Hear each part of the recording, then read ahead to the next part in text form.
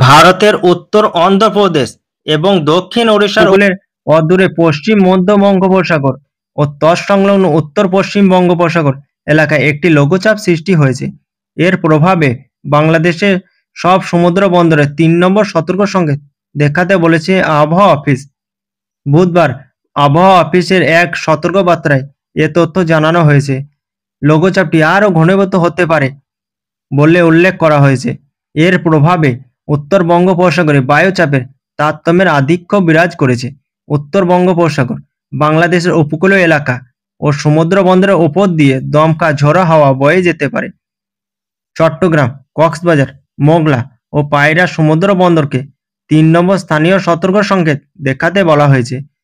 উত্তর বঙ্গোপসাগর ও গভীর সাগরে অবস্থানরত মাছ ধরার নৌকা ও ট্রলারকে পরবর্তী নির্দেশ না দেওয়া পর্যন্ত উপকূলের কাছাকাছি এসে সাবধানে চলাচল করতে বলা হয়েছে। এদিকে সক্রিয় দক্ষিণ পশ্চিম মৌসুমী বায়ুর প্রভাবে আগামী ২৪ ঘন্টায় দেশের ৪টি বিভাগে ভারী থেকে অতি ভারী বৃষ্টি হতে পারে বলে জানিয়েছে বাংলাদেশ আবহাওয়া অধিদপ্তর। এক বার্তায় সংস্থাটি জানিয়েছে, বুধবার সকাল ৯টা থেকে পরবর্তী ২৪ ঘন্টায় রাজশাহী, রংপুর, ময়মনসিংহ ও সিলেট বিভাগের কোথাও কোথাও ভারী থেকে অতি ভারী বৃষ্টি হতে পারে। ঢাকা ও আশেপাশের এলাকায় আকাশ আংশিক মেঘলা থেকে অস্থায়ীভাবে মেঘলা থাকতে পারে। এছাড়া হালকা বৃষ্টির সম্ভাবনা রয়েছে বলে জানিয়েছে আবহাওয়া অধিদপ্তর।